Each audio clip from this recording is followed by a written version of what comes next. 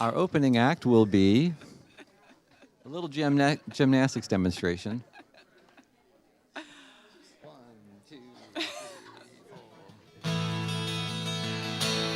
Welcome to Common Thread. Would you stand with us together as we sing? This is an easy one. Just follow Melissa.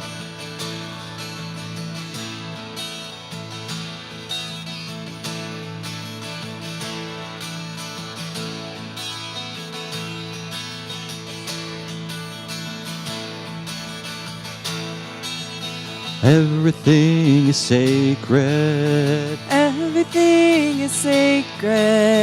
Everything is filled with the divine, with spirit. Everything is a wonder. Everything is a wonder. Is alive with spirit. With spirit. Everything is a blessing. Everything is a blessing. Bursting from the earth and sky. Everything is alive with spirit. With spirit.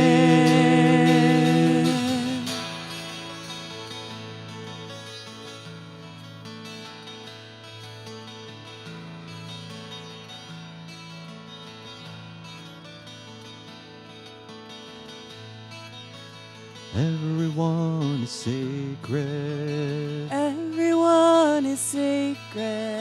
Everyone is filled with the divine. Everyone is alive with spirit. With spirit.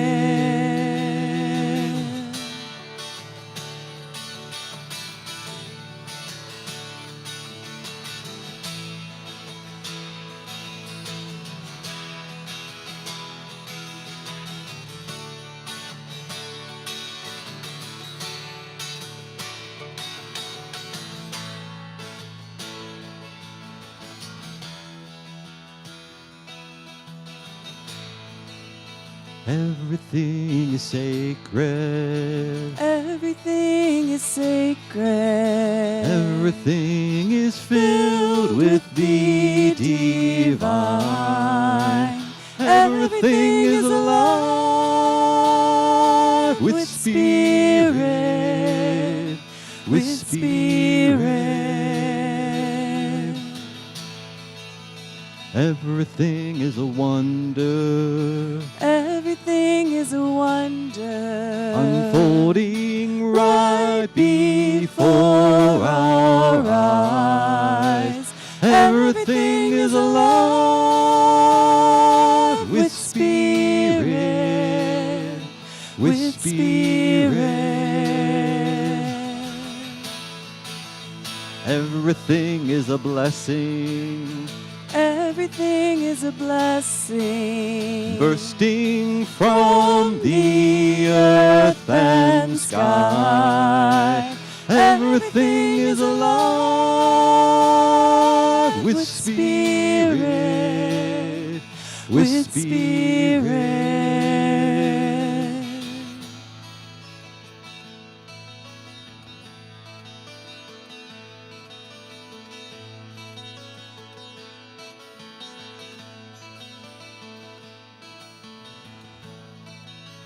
Everyone is sacred. Everyone is sacred.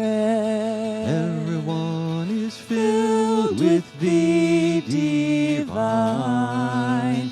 Everyone is alive with spirit. With spirit.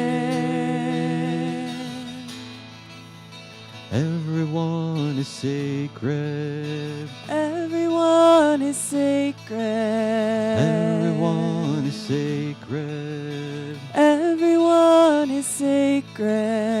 Everyone is sacred. Everyone is sacred. sacred. Everyone is sacred. Everyone is sacred.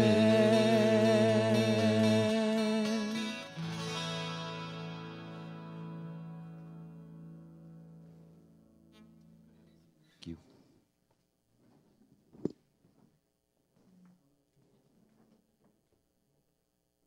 Good morning.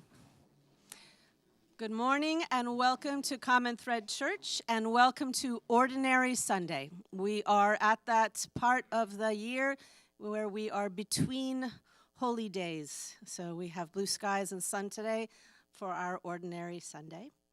And a special welcome to all newcomers, whether you're here for the first time or you've been coming for a few weeks or a few months.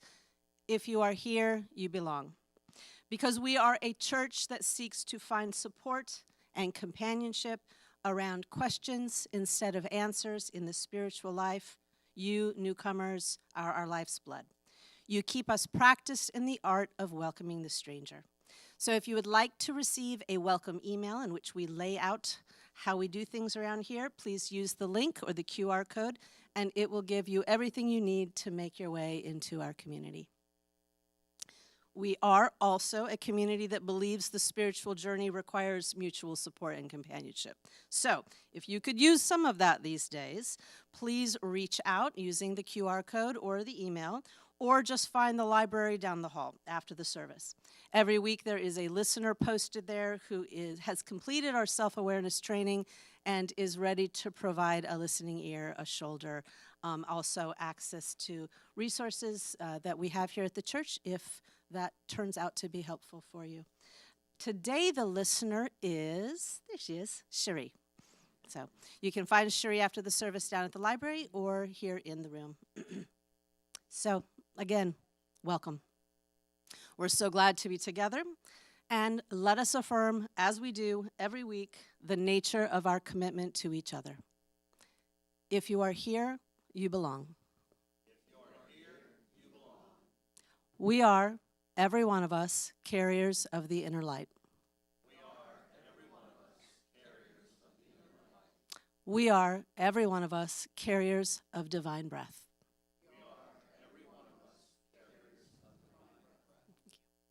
And I now invite you to rise and greet one another and pass the peace if you are so inclined.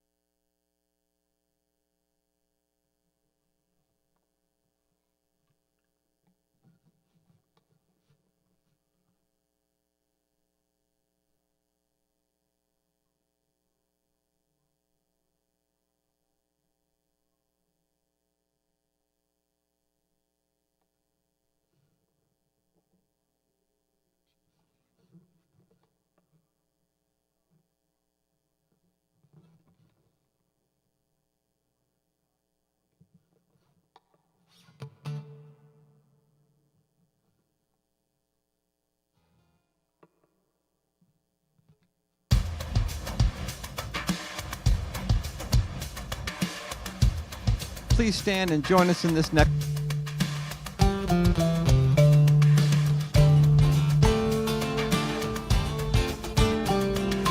This is not a sitting down song.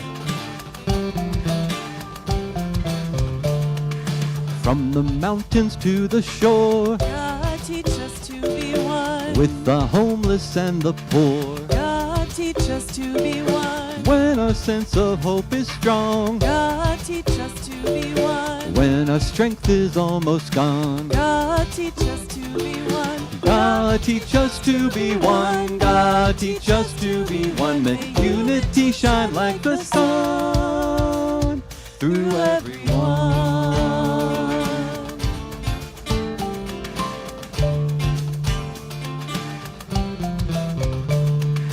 When we cry to you in prayer, God, teach us to be one. when we don't believe you're there, God, teach us to be one. when we feel your gentle hand, God, teach us to be one. when we just don't understand. God, teach us to be one. God, teach us to be one. God, teach us to be one. Unity shine like the sun through everyone.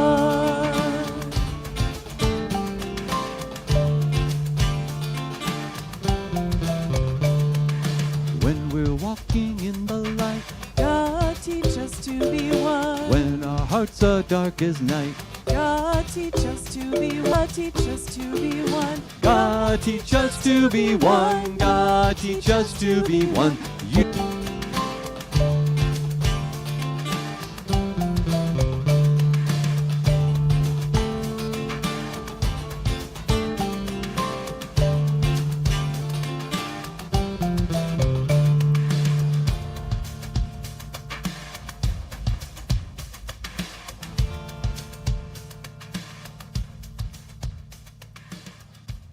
Please have a seat.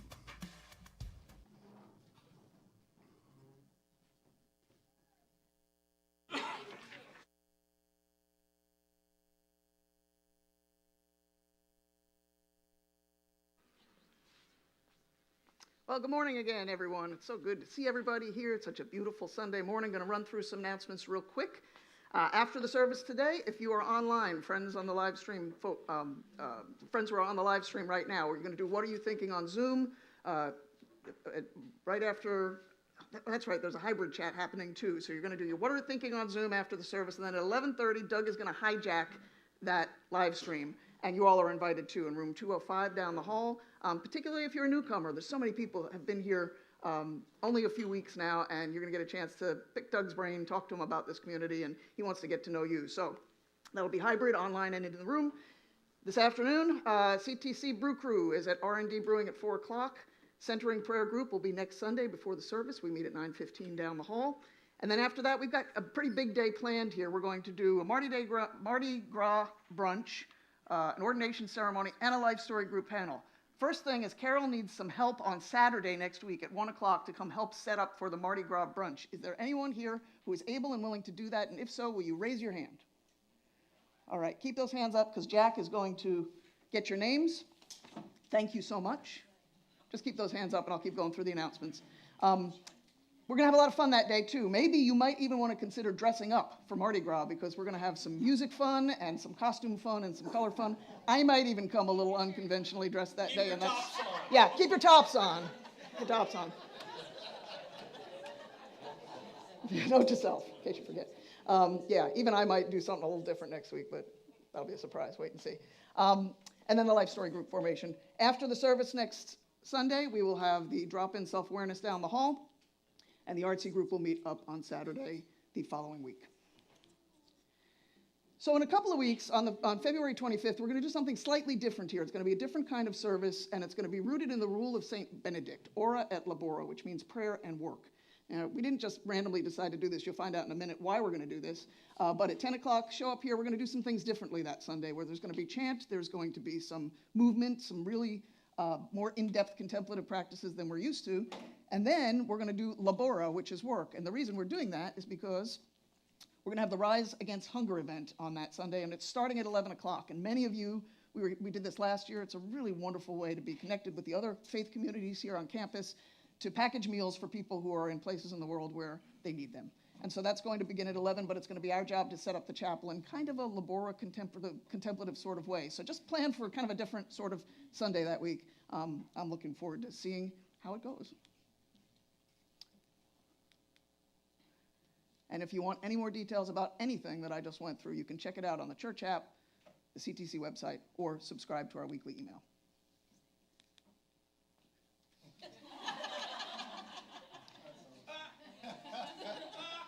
And it's a fine-looking head. I'm going to tell you what, this head might look familiar to some of you. The reason why it's here, the reason why we have this here is because I'm going to tell you just a little story, clue you in on some things that go on behind the scenes around here. Last year, shortly after Heather and I had our first ordination ceremony, Doug sat us down at Panera Bread and he said, listen, in order for the succession plan to work, I got to get everything, maybe not everything, but everything that's in my head out of my head and into yours. And we said, okay, let's do it. And so we met the next week, and then we met the next week, and I thought to myself, this could work, but I think it's going to take 20 years.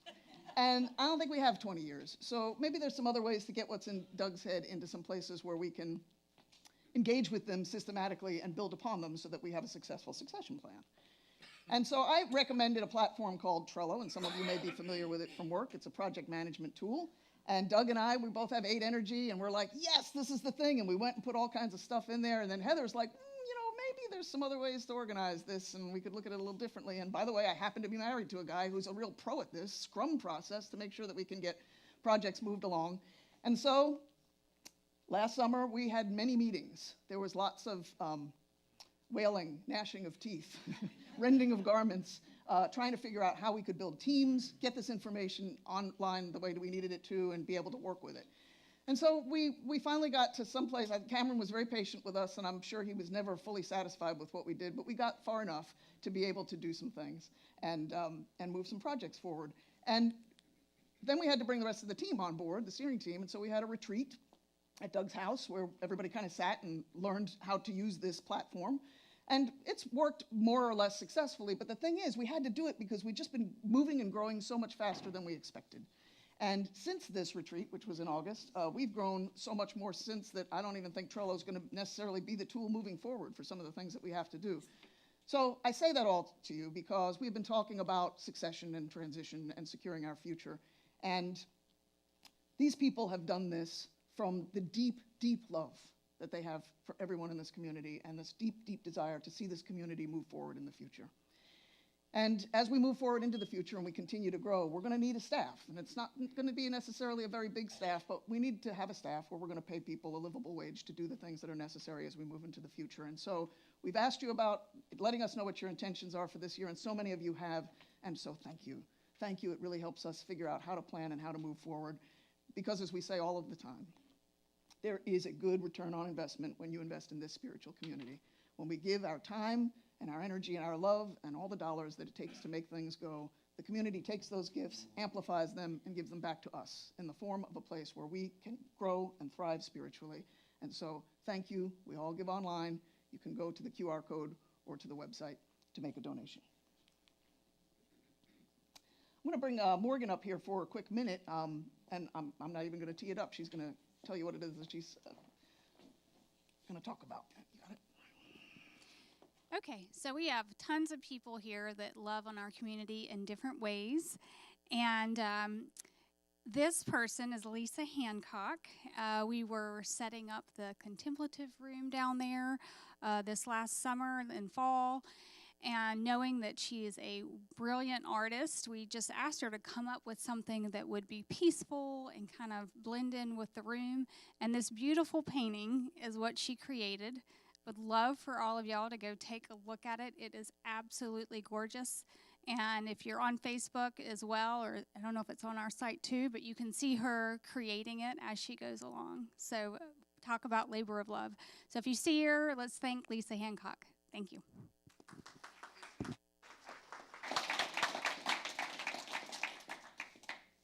Thank you, Lisa. Okay, we're going to move into the contemplative part of our service right now. And the first thing we're going to do, and we've been doing this for a few weeks, and this will be maybe the last week we do this for a while, is the Be Still meditation, where we've been talking about how, since the beginning of the year, we have been talking about how very important it is that we find at least just a few minutes a day to be still and to listen for the inner voice and to grow in the contemplative life, to be the kind of people we need and want to be, particularly in this potentially fraught year.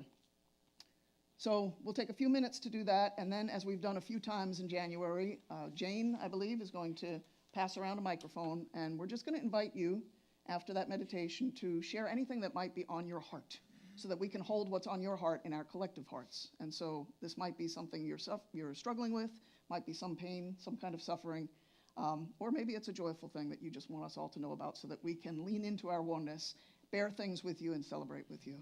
And so I'd just like to invite everybody to take a few deep breaths as we begin. While you're taking those breaths, I will remind you that we're going to do the Taizé chant after we pass that microphone around. So that in and of itself is a contemplative practice, as we've mentioned before. So take a deep breath in and exhale.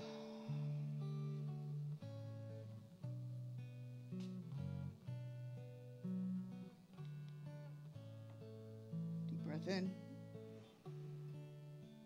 and exhale.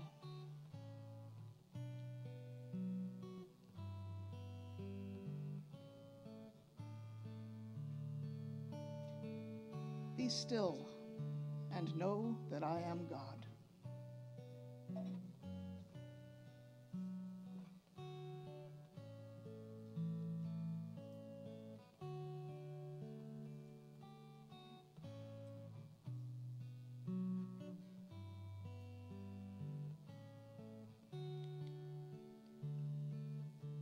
Be still and know that I am.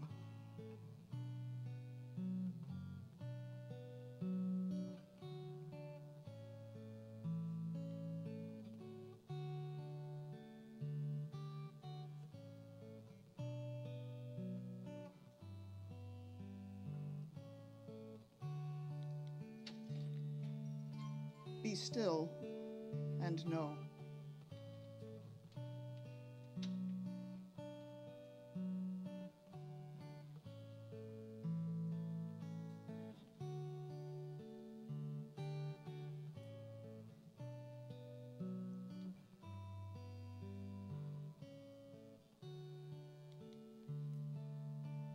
Be still.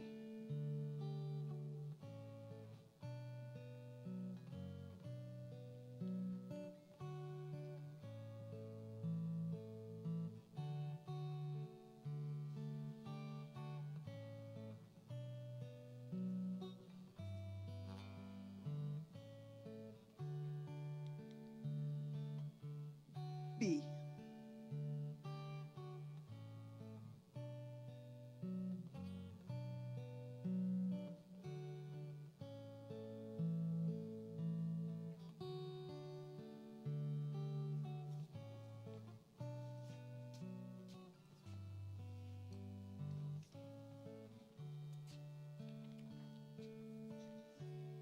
Now I invite you to, either in the quiet of your heart or by requesting that Jane bring you the microphone, just call to mind what is on your heart. And if you feel that you want to share it with the room, Jane will bring you the microphone. And I'm going to begin by sharing something that's on my heart. I ask you all to hold my mom in our collective hearts.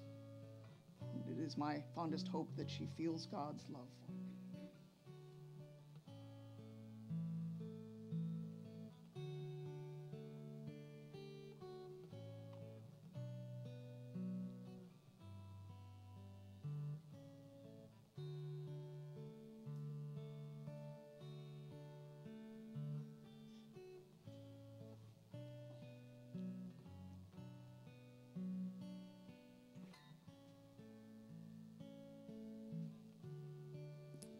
For those who struggle with seasonal depression.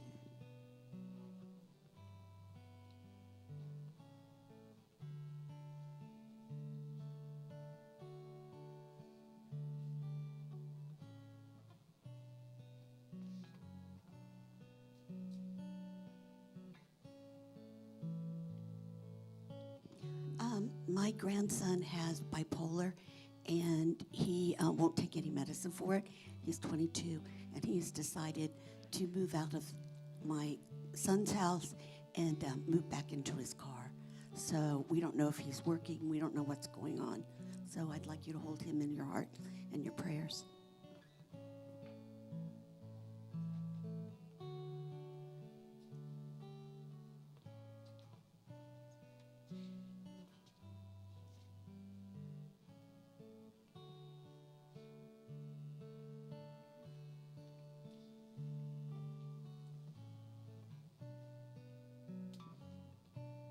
Parents and children whose relationships have been strained for whatever reasons, and please hold hope in your heart for them to be able to find a way back to each other.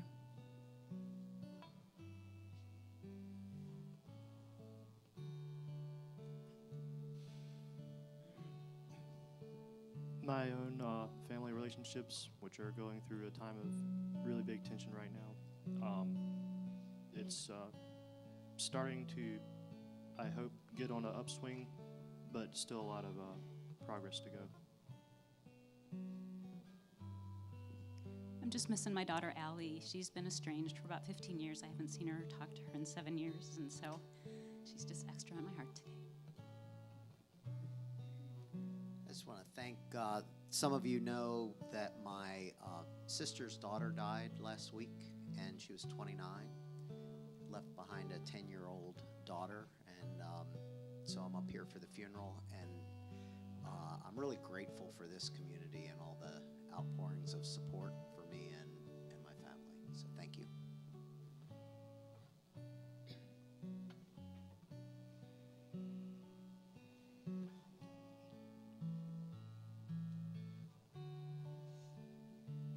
Indwelling divine,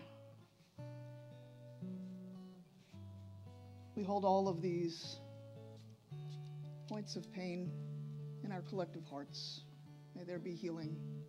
May all know the love of the divine within, our God, who is love, lover, beloved, and love overflowing.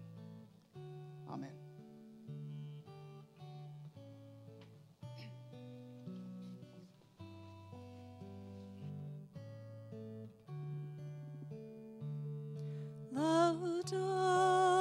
Laudate omnes gentes, laudate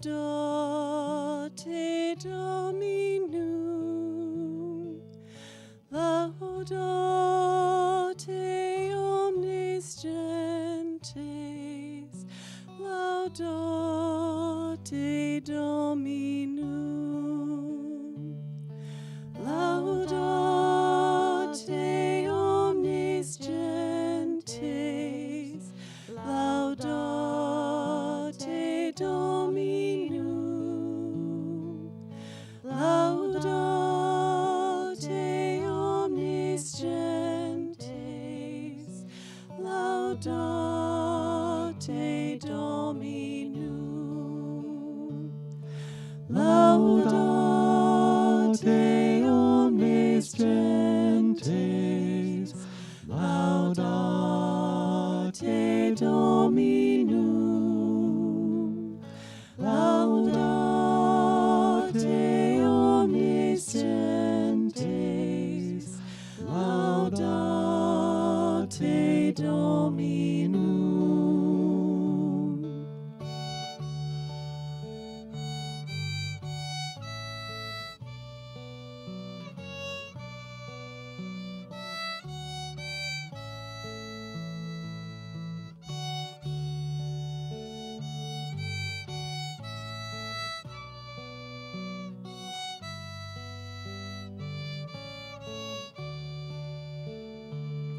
Sing praises, all you people. Sing from the inner light. Sing praises, all you people. Sing with the sweet divine. Sing praises, all you people. Sing of the love so grand. Sing praises, all you people. Sing with the great Laudate omnes gentes, laudate Dominum, laudate omnes gentes, laudate Dominum.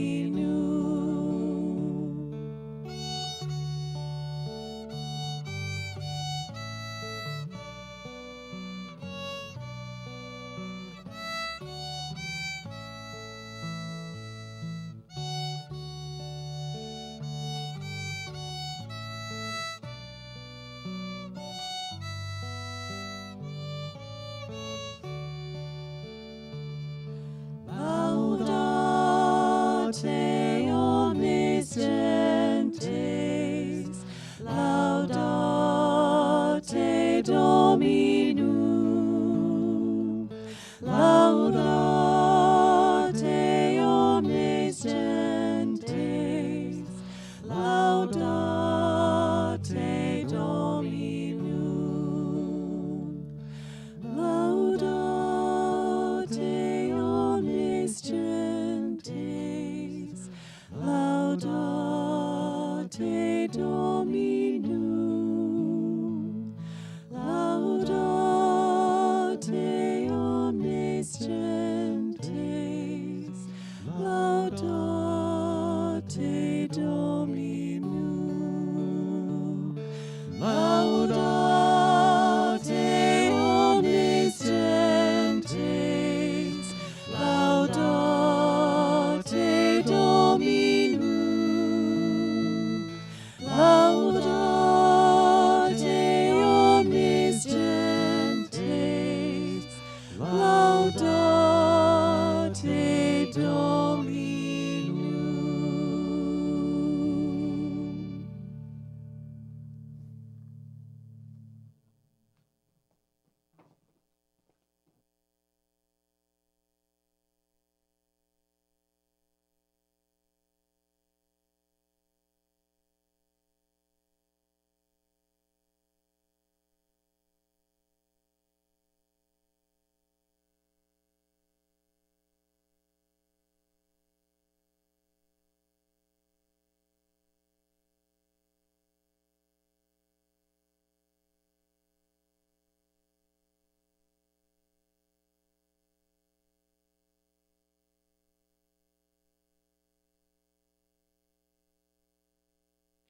Good morning.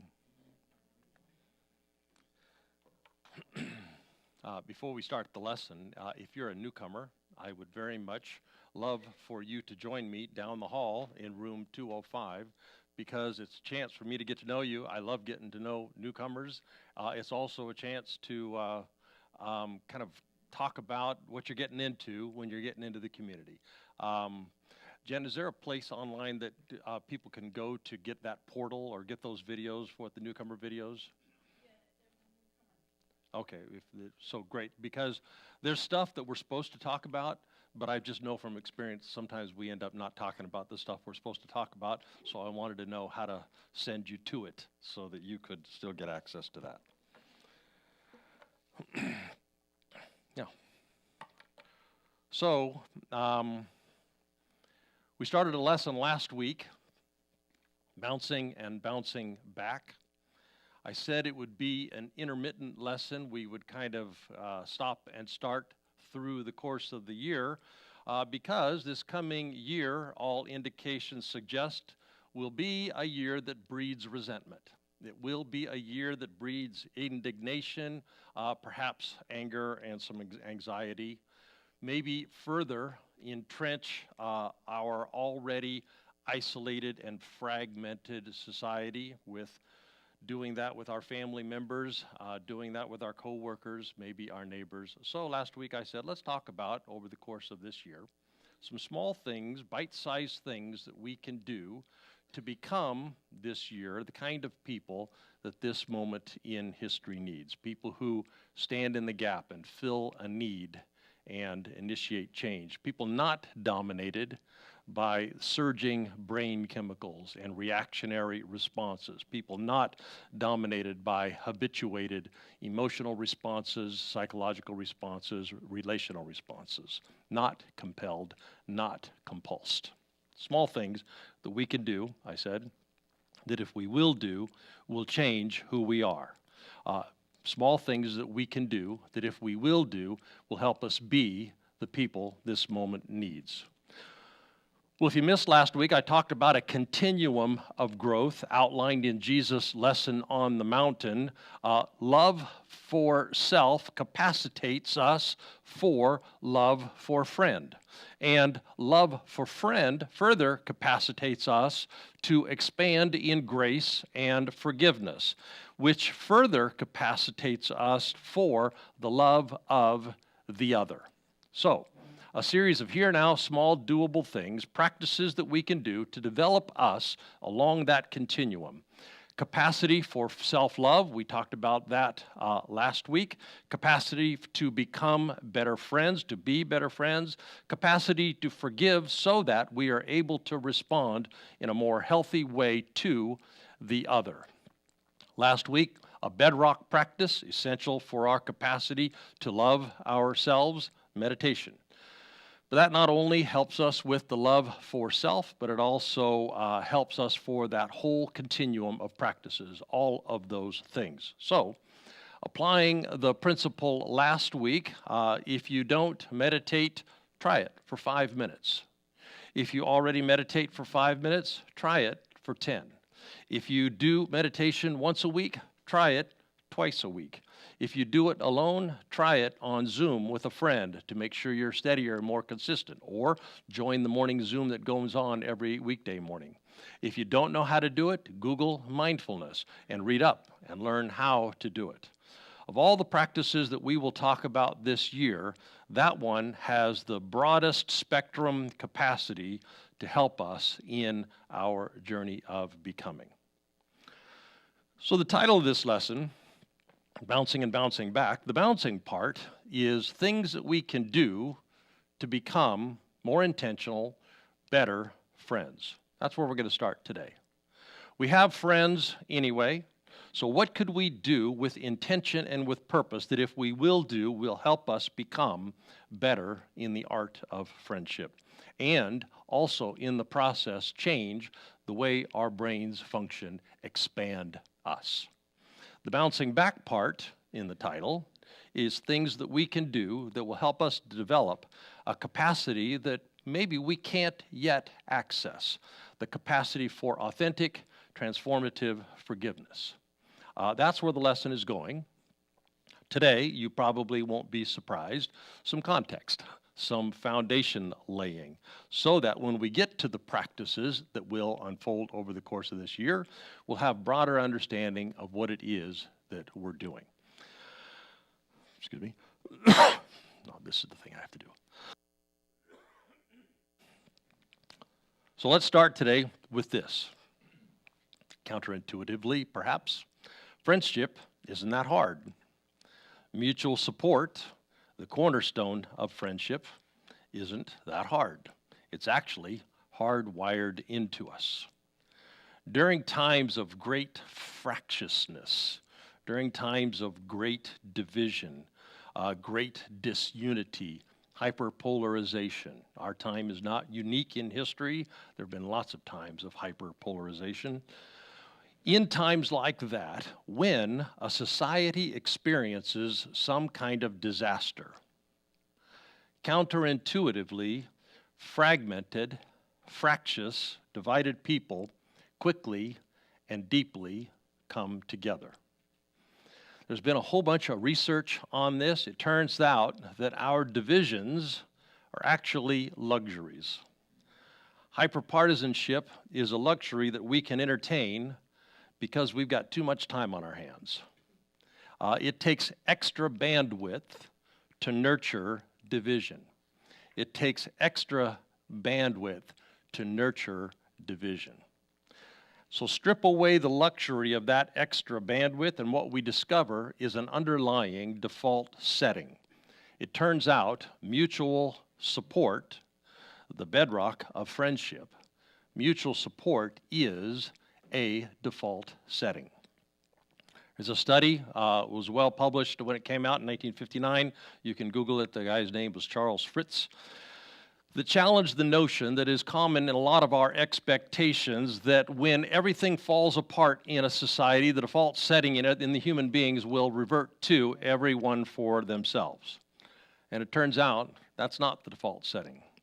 This study interviewed 9,000 survivors of disaster, and the overwhelming finding was that our natural state is cooperation. Our natural state is mutual support. When everything goes to hell in a handbasket, people quickly see the unimportance of class and status and religion and politics. And they quickly ignore the fractures that are driven by class and status and religion and politics. Reported again and again, when things fall apart, we see what we don't usually see, that our problems are your problems, and your problems are our problems. We are more one than two. We are woven in a single garment. The news coverage after Katrina told us that human beings are brutal. The news told us all about murders and looting and rapes and gang dominance, but interviews 1 month later said that's not actually what happened. When 80% of the city flooded, and 1,800 people died, after deeper analysis, the reports of all that brutality, most of them proved to be false. Military officials and law enforcement, medical and civilian officials, those who were there 1 month later when interviewed said, no, that's not what happened. Yes, bad things did happen, but overwhelmingly what happened was mutual support. This book would be a good companion for this series that's going to be spread over the year. If you can get a book done this year, this would be a good one. It informs us on practices that we can do to build stronger, more intentional friendships. In it, there's a section documenting this dynamic that I'm describing during Katrina, but not just during Katrina. It's a recurring problem. A disaster happens. And the most common image that gets broadcast during times of disaster is looting. But one researcher said, no matter how much looting happens, it always pales in significance to the widespread altruism and giving and sharing and supporting. We tell a very small sliver of the story, the looting part. We ignore the vast majority of the story, the mutual support part. And a whole bunch more research that gets cited along the way. A weird thing happens during times of disaster. People tend to report a deeper sense of well-being. What is that about? But it turns out when we need one another and when we are needed by one another, that is a sweet spot that's wired into our brains, a sweet spot that's wired into our humanity. To sacrifice on behalf of someone else, to sacrifice on behalf of the well-being of another actually turns out to not be a sacrifice, because it generates the same positive chemical responses in our brains that are generated when we eat when we are hungry, or when we drink when we are thirsty. It's a primal motivating need within us, and we are wired for mutual support. Our brains pump out happy chemicals when we need one another and when we are needed by one another. It's a survival adaptation. We survived better back on the Serengeti when the group survived, so we have this sweet spot in our brains.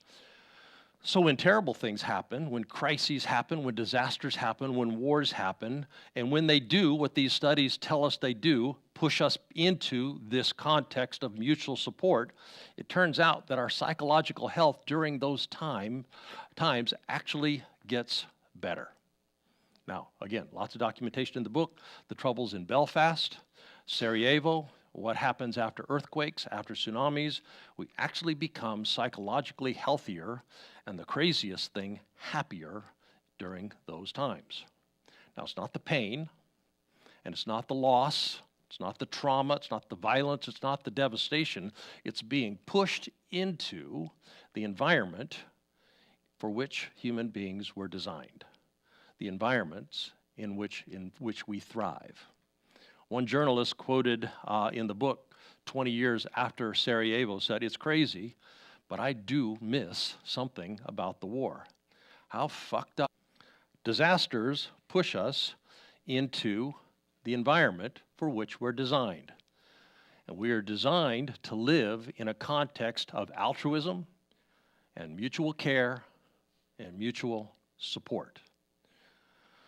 So you might conclude, as I have concluded, that it is worth putting in some time and energy and focus and effort to develop that environment without the disaster part, to be able to move into that environment with some intention.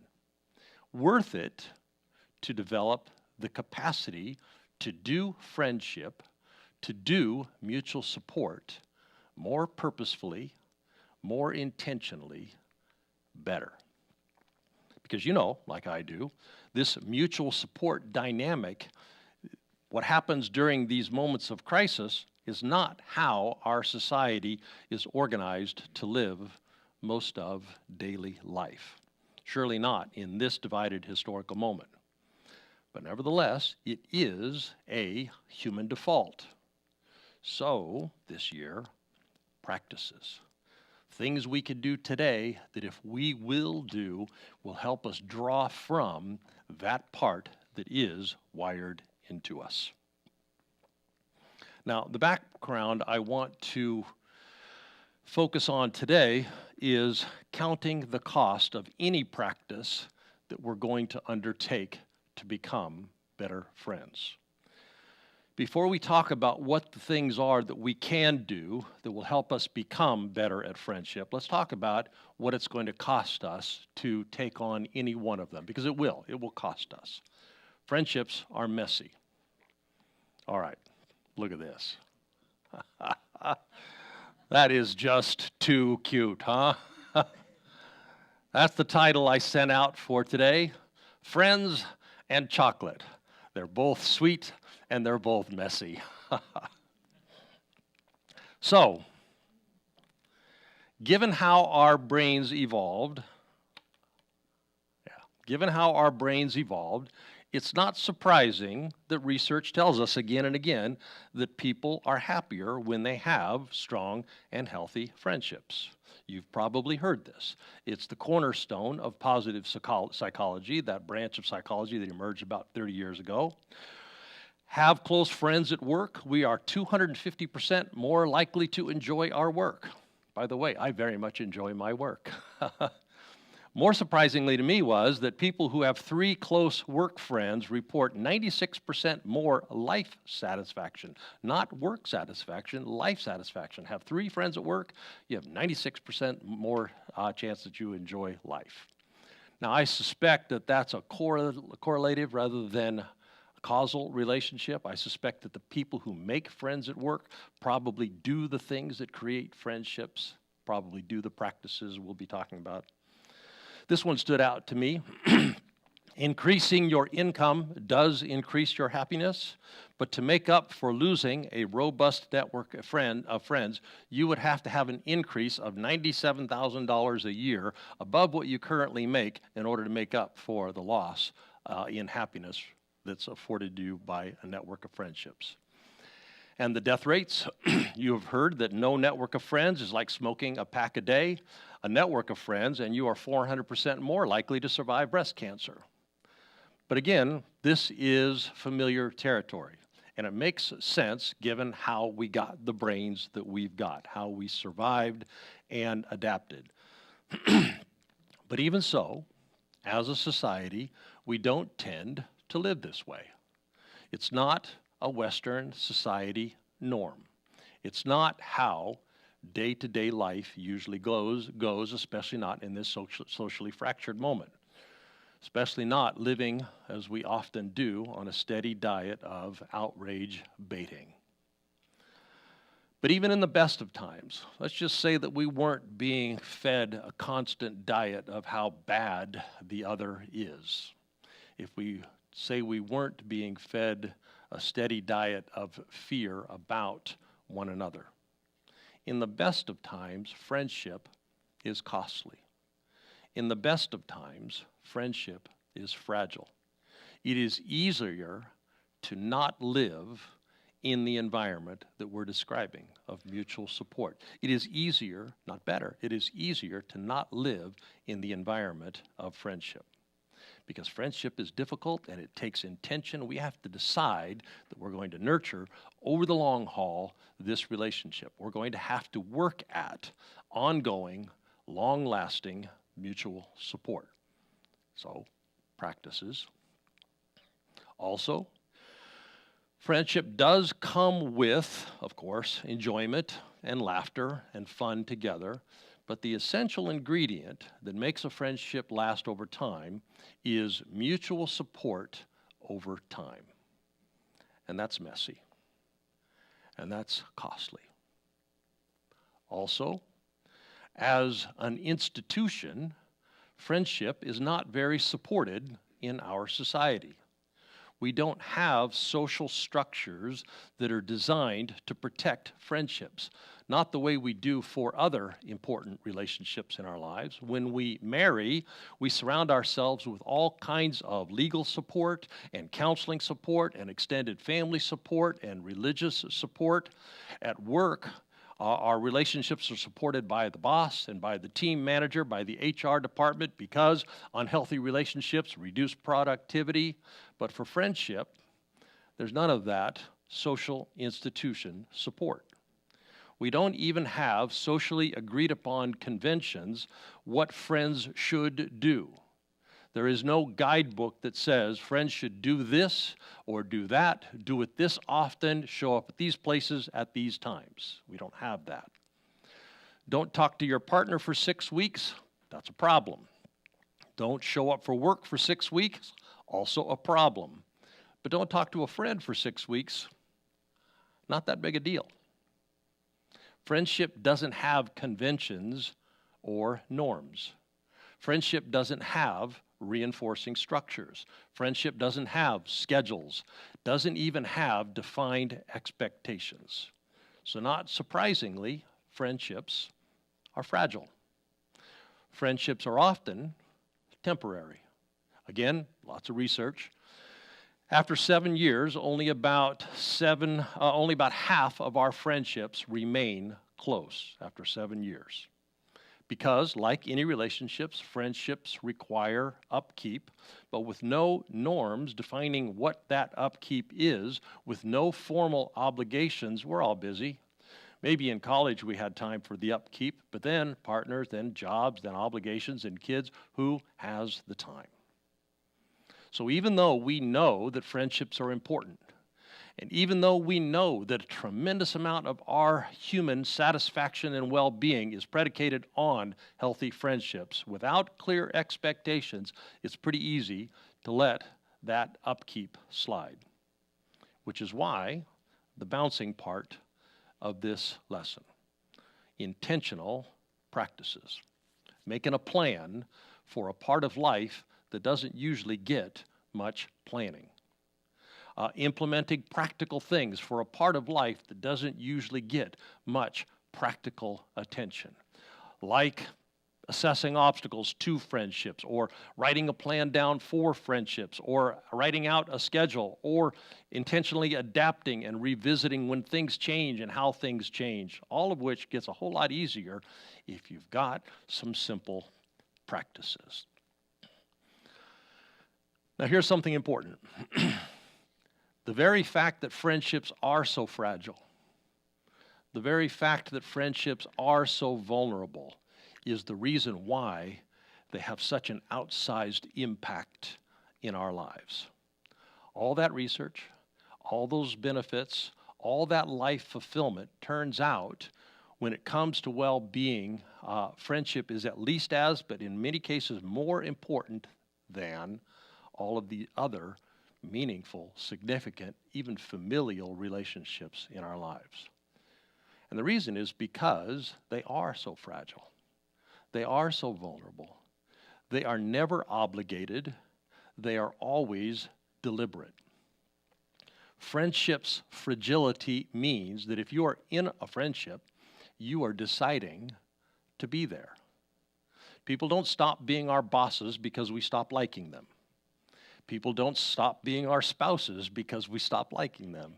People don't stop being our families or our kids because we stop liking them. But friends usually do stop being our friends because we stop liking them.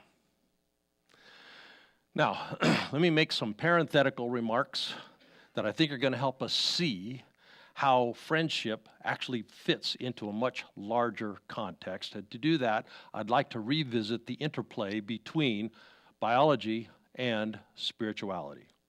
So yes, I mentioned earlier, we have this evolutionary adaptation in our brains that makes mutual altruism part of our hardwiring. We do, when things are stripped away, default back to cooperation. We do default back to mutual care and support.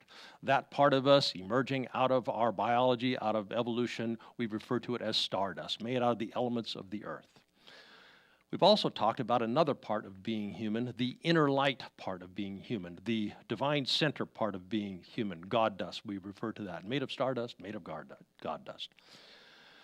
That altruism part, yes, it is a default setting, yes, it is baked into our brains, yes, it is an evolutionary adaptation thing, yes, stardust, but it's also a more thing, and that's where spiritual perception becomes helpful for the more parts of life.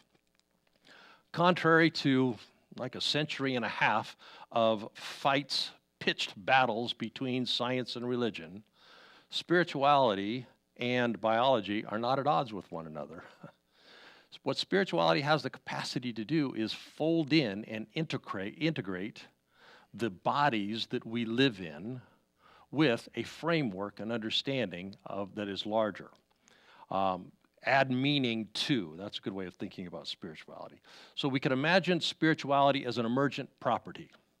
As our biology evolved through complexity and evolved enough complexity and evolved enough capacity, there emerged a capacity to perceive more than we had previously perceived, what was previously unperceivable.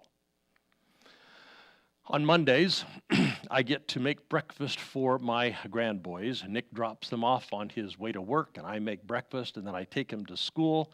And part of our routine is that I have a list in my phone. I refer to it before they get there every Monday, stories that I want to tell them, things that I want to expose them to. So after breakfast, we have about 20 minutes, and I said, okay, let's go learn something fun. And we go learn interesting things. I've got this curated list, and currently it's focusing on learning to appreciate nature. So last Monday, we explored the life cycle of sea turtles.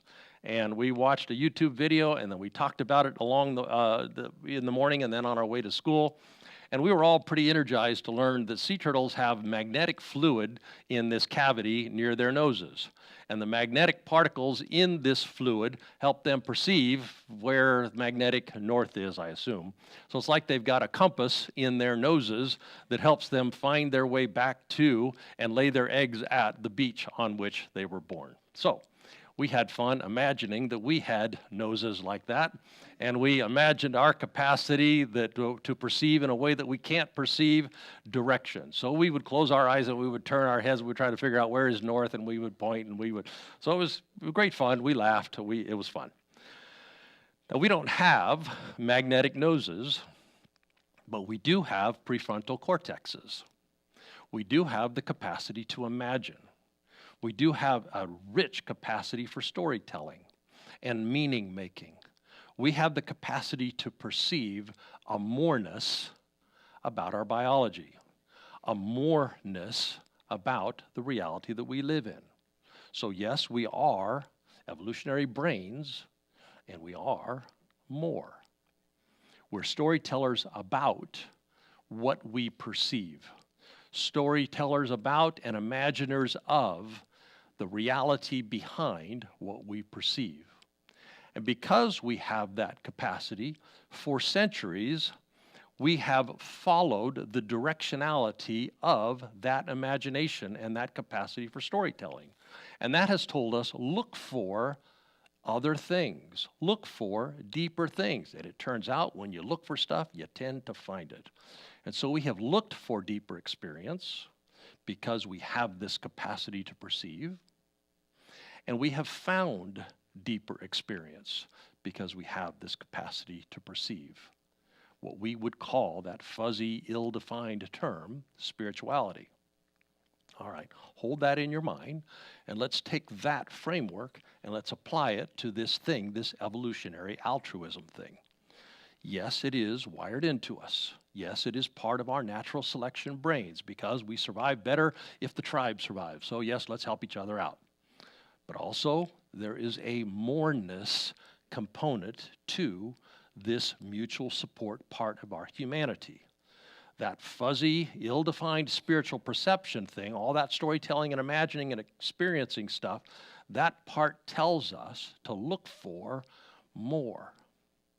And it turns out through history, when we have looked for more in our friendships, we find it. It's there. That part of us that's able to perceive a moreness about altruism realizes that if we don't bring a moreness perception to this mutual altruism, if we don't bring that moreness perception to our innate desire to care for others, then it turns out that as a survival strategy, our friendships are actually reduced to become transactions. Run by our biology, we help one another so that one another will help us, which then means we are tit-for-tatting our way through life. My doing for you obligates you to do for me, making us both more likely to survive. And the thing is, that's in us. It is. It's wired into our brains, hardwired. It's there. But there is also more. And the more part of us, you can probably feel it in the way that I just described that, the more part of us is actually repelled by reducing our friendships to a transaction. We sense that there is something more than that. The part of us that can perceive more perceives that that's just not a big enough reality to live in. That's not a big enough reality to make our life in. It reduces something precious to something tawdry. And whatever that thing is, that mutual support thing, it's not friendship. We have an innate understanding that friendship has this magical element in it. The something more than increasing our odds of survival. Something more than mutual benefit. Matter of fact, it stops being friendship once we start saying, I will help you so that you help me. And sure enough, that's long been part of the spiritual tradition. It's been one of the cornerstones of the spiritual tradition. Spiritual tradition has always insisted that friendship is more, and actually has painted it for us as a breeding ground, a training space for the deeper becoming of our more authentic selves. One of the things that emerges in the course of friendship is an expanded capacity for selflessness. The spiritual tradition insists that friendship expands us and awakens us to become this bigger self. Friendship is a pathway into what we often refer to as the inner light self. Yes, evolutionary instinct is the starting point, but if we are intentional, friendship helps us access the deepest parts of us, the more parts of us. And informed by an expectation of spiritual perception, spiritual people approach friendship as a process. Engaged in over time turns us into something. When we engage in friendship over time, using the practices we'll be talking about, it turns us into altruism. We don't do altruism, we become altruism. It turns us into something. We don't do selflessness. We actually, over time, become selflessness. We don't do sacrificing. That's not really sacrifice we saw. We actually become the sacrificers who aren't really sacrificing. Friendship is a context. And when we live in that context, and when we observe what it takes to succeed in that context, it carries us somewhere. It helps us become more fully human. And when we become more fully human, one of the components of that becoming is we become more divine-like. So yes, friendship is fragile. And it is also the environment for becoming. Do the things that sustain friendships. Get intentional at becoming better friends. And in the doing, we become. We become more. I said a moment ago, this moment in history, our families and our coworkers and our neighbors, they need people to become more. And so my prayer this year, as we go through this lesson, is that we become those more people. So indwelling divine, may we get better at, more intentional at friendship, and may we become this year more of what this world needs us to be. Amen. It does not take long to get out of practice. I was ready to say, what are you thinking? And I know we've got some other things we've got to do first. And I'm going to remember them without looking at Sue. We're going to talk to you people. That's what we're going to do. What are we going to say to them? Oh, that's right. Okay, so here's what we're going to do in the room, those of you online. By the way, we've been watching the numbers. I'm glad to see more of you joining us. We are very happy to have you here. One of the things that I love to do is prepare lessons. And I work really hard at preparing lessons. I think I'm good at it. But I know, probably better than most, that all the great lessons that I do don't do a tinker's damn to change people's lives. There's a very good chance you all won't remember what we talked about by the time you get to lunch. But here's what we have learned. If you take these ideas and then you get into a context of relationship with other people and you start talking about them, that actually begins to change lives. And so here's what we would like to invite you to do. We'd like you to invite you to one of the first steps, like what we do in the room. We open the floor and we start hearing what each other has to say. That's just a first step. Because it's kind of a public setting, and but it's a good first step. It's an important first step. And you could do that same first step, actually even do it better than we can. Because on Zoom, there is the capacity for subgroups if we wanted them. We're not big enough to do that yet, so you can get in there and you'll get to know the people there. And if you keep coming back on a steady basis, you'll get to know the folks who are there online, and at some point you will begin to think of yourself as friends. So I hope you will join the Zoom version of What Are You Thinking?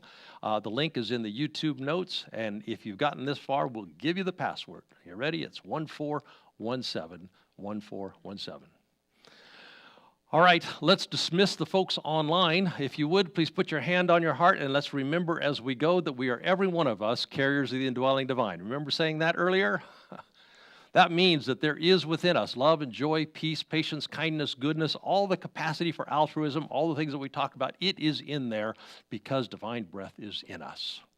And if you would extend your other hand to our city, let's look for opportunities this week to share that goodness that is in us with the people that we live and work and go to school with, looking for opportunities to repair and heal our worlds. Amen. God bless you all. You are dismissed.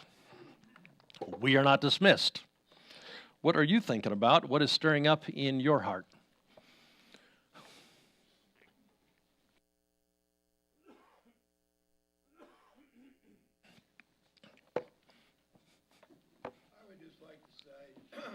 You said your name already, but I forgot. I would just like to say that's one of the best sermons I've ever heard. Oh, yeah, well, that goes you. without saying. But you got to remind me, what's your name? John. I thought it was John, but I didn't want to be wrong. Did you hear that, people? That was one of the best sermons you ever heard. You just shut up, okay? Don't give me any shit. That was a good sermon. Yeah, I thought it was pretty interesting. A while back, I don't remember if I read about it, heard about it, or where it came from, but there's actually three survival instincts. There's fight, flight, and seeking connection. And it doesn't need to be a major disaster. It can just be a heartbreak, loss of a pet, or some kind of a crisis that you're personally going through that makes you want to go out and seek others. And the other half of that same situation is the altruism that when others reach out to you while you're in that crisis, that you create that connection. I always just look at it as a